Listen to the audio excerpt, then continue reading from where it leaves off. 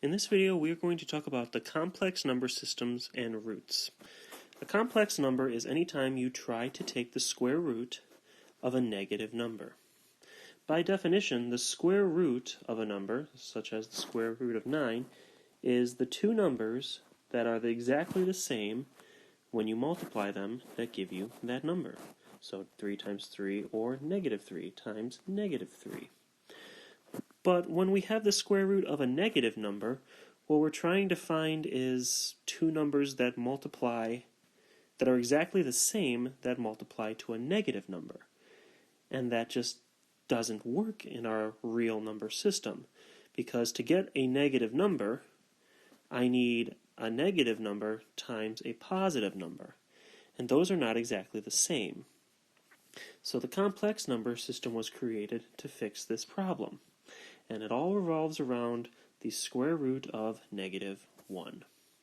We have decided that the square root of negative 1 is such an important number, it gets its own letter variable. Or actually, I shouldn't say variable, we get its own symbol. And that symbol is the letter I. The square root of negative 1 is referred to as I. And in this video, we are going to return to that symbol multiple times. So it is very good choice to commit that to memory. The square root of negative 1 is I. Now let's start working with complex numbers and taking the square roots of negative numbers. So here I have three square roots of negative numbers. I have the square root of negative 36, the square root of negative 20, and 2 times the square root of negative 16. When we are dealing with the square roots of negative numbers, we first need to split up our square root. As we saw in a previous video about properties of radicals, we can split up any radical into its factors.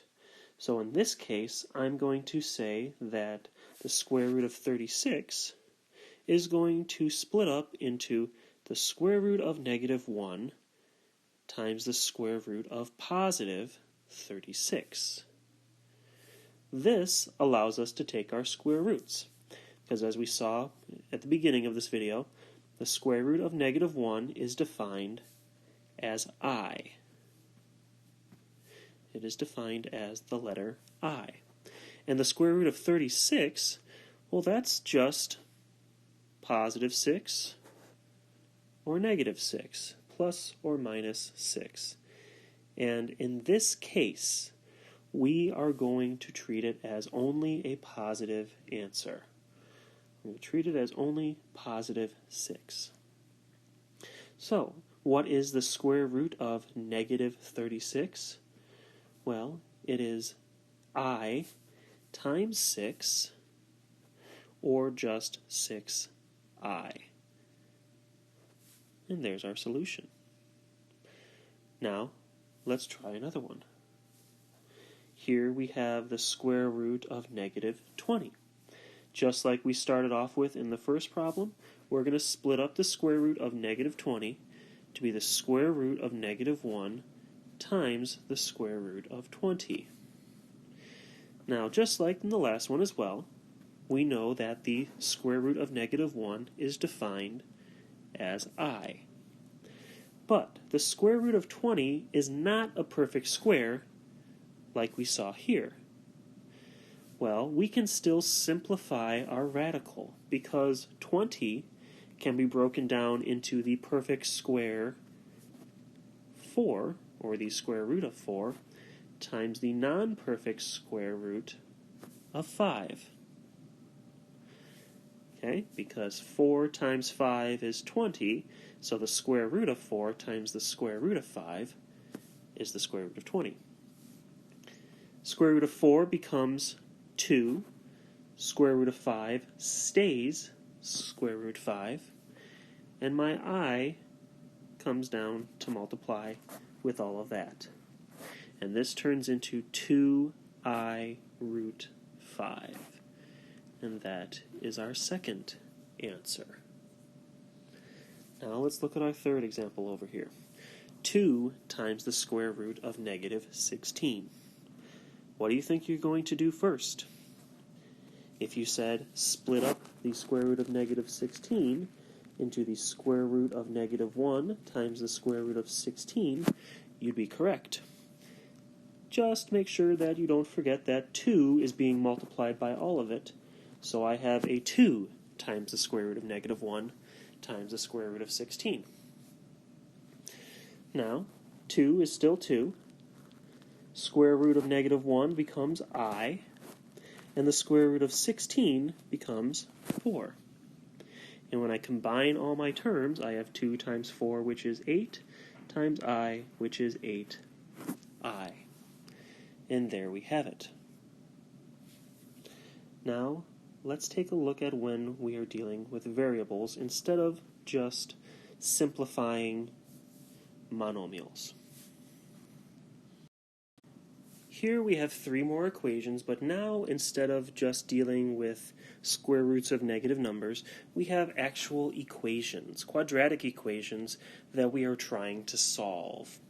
And we're not going to be able to use the completing the square method because I only have an x squared term. I don't have an x squared and an x term.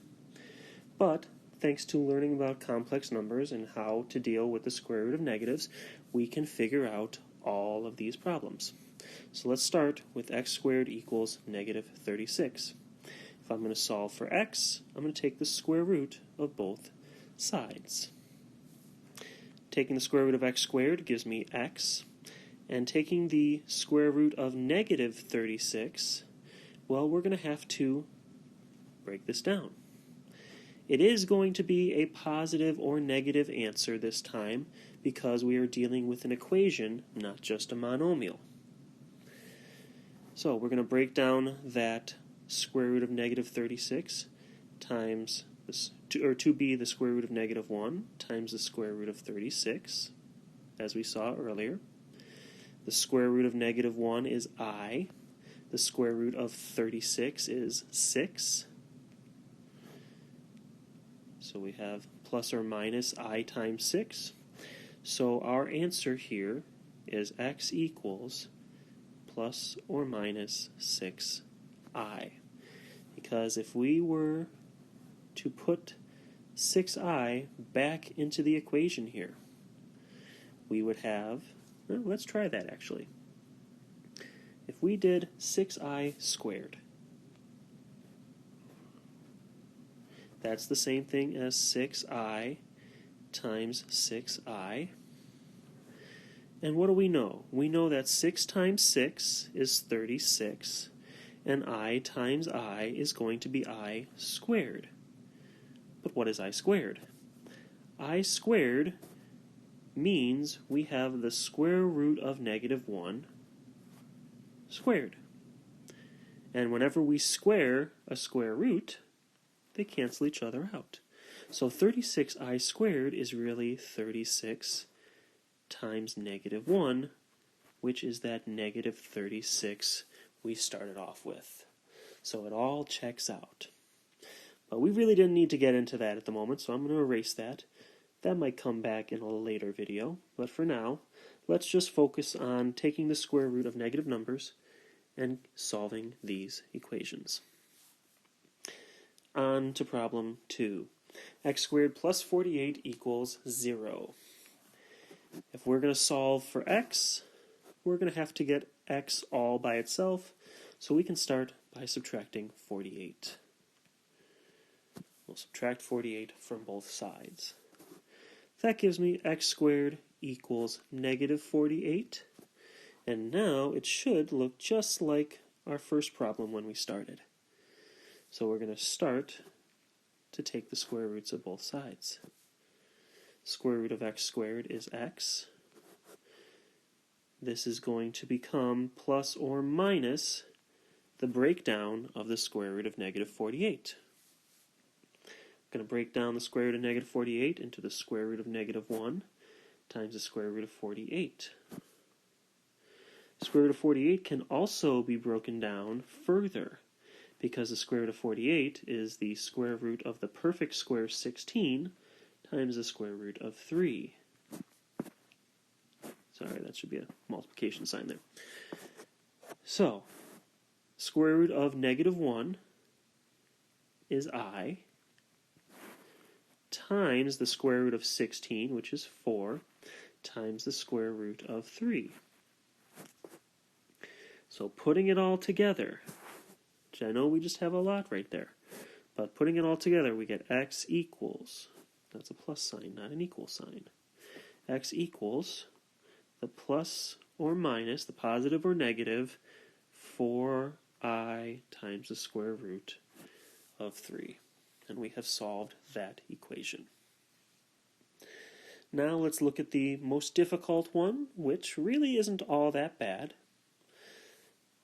But let's take a look. We've got 9x squared plus 25 equals 0. We want to get x alone, so we'll start by subtracting 25 from both sides. That gives us 9x squared equals negative 25. Now, we'll divide by 9. That gives us x squared equals negative 25 over 9. Finally, we're going to take the square root of both sides. And this is where we need to remember another property of our radicals. Because we could write it as, okay, square root of x squared is x equals the square root of negative 25 over 9. But that's kind of going to be ugly to work with. So we need to remember that when we take the square root of a fraction, we can actually write it as the square root of the numerator, so the square root of negative 25, over the square root of the denominator, which is 9. That'll make life a little bit simpler for us. So let's move this over here and make some more room. And we're going to work our way back up to here. So if I have x equaling the square root of negative 25 over the square root of 9, I'm going to start by breaking up the numerator. We will have x equals, and I forgot to put it down here, this is plus or minus, so x equals the positive or negative square root of negative 1 times the square root of 25 all over the square root of 9. You might be saying to yourself at this moment, this has a lot of square roots and I do not like it. Well, toughen up, because we're going to get rid of them real soon and it's going to work out nicely. So, square root of negative 1 times the square root of 25 times over the square root of 9. I have some perfect squares here. We get x equaling plus or minus square root of 25 is 5. The square root of negative 1 is defined as I, as we've done with all the problems so far. And the square root of 9 is 3. So our answer turns out to be plus or minus 5i over 3. And we don't have any square roots anywhere.